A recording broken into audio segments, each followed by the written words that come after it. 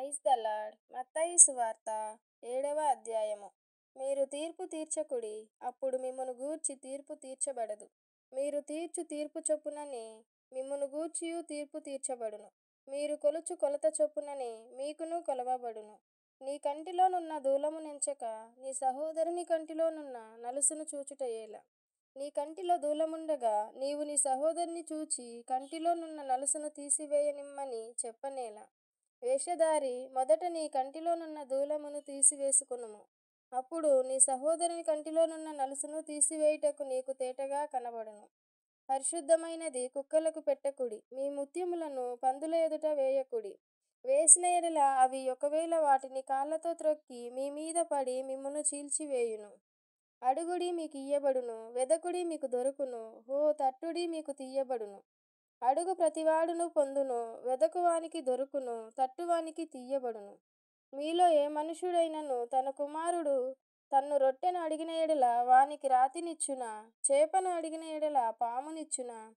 మీరు చెడ్డవారై యుండియు మీ పిల్లలకు మంచి ఈవులను ఇయ్యనెరిగియుండగా, పరలోకమందున్న మీ తండ్రి తన్ను అడుగువారికి అంతకంటే ఎంతో నిశ్చయముగా మంచి ఈవులనిచ్చును. కావున మనుషులు మీకు ఏమి చేయవలెనని మీరు కోరుదురో అలాగుననే మీరును వారికి చేయుడి. ఇది ధర్మశాస్త్రమును ప్రవక్తల ఉపదేశమునై ఉన్నది.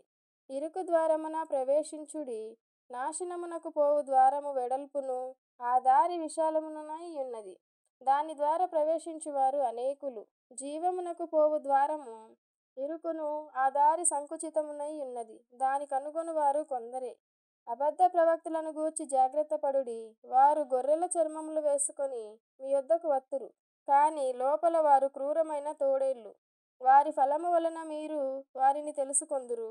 ముండ్ల పొదలలో ద్రాక్ష పండ్లనైనను పల్లేరు చెట్లను అంజూరపు పండ్లనైనను కోయుదురా? అలాగుననే ప్రతి మంచి చెట్టు మంచి ఫలములు ఫలించును, పనికిమాలిన చెట్టు కాని ఫలములు ఫలించును. మంచి చెట్టు కాని ఫలములు ఫలింపనేరదు, పనికిమాలిన చెట్టు మంచి ఫలములు ఫలింపనేరదు.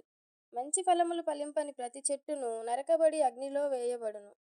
కాబట్టి మీరు వారి ఫలముల వలన వారిని తెలుసుకొందురు. ప్రభువా, ప్రభువా అని నన్ను పిలుచు ప్రతివాడును పరలోక రాజ్యంలో ప్రవేశింపడు గాని పరలోకమందున్న నా తండ్రి చిత్త ప్రకారము చేయువాడే ప్రవేశించును. ఆ దినమందు అనేకులు నన్ను చూచి, ప్రభువా, ప్రభువా, మేము నీ నామమున ప్రవచింపలేదా? నీ నామమున దయ్యములను వెళ్ళగొట్టలేదా?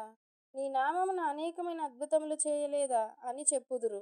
అప్పుడు నేను మిమ్మును ఎన్నడూనూ ఎరుగను, అక్రమము చేయువారలారా నా యొద్ద నుండి పొండని వారితో చెప్పుదును.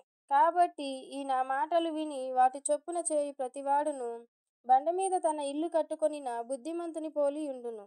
వాన కురిసెను, వరదలు వచ్చెను, గాలి విసిరి ఆ ఇంటి మీద కొట్టెను, కాని దాని పునాది బండ మీద వేయబడిన గనుక అది పడలేదు.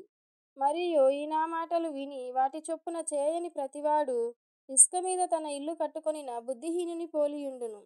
వాన కురిసెను, వరదలు వచ్చెను, గాలి విసిరి ఆ ఇంటి మీద కొట్టెను, అప్పుడు అది కూలబడెను, దాని పాటు గొప్పదని చెప్పెను. యేసు ఈ మాటలు చెప్పి ముగించినప్పుడు జనసమూహములు ఆయన బోధకు ఆశ్చర్యపడిరి. ఏలయనగా ఆయన వారి శాస్త్రుల వలె కాక అధికారము గల వాని వలె వారికి బోధించెను. ఆమేన్.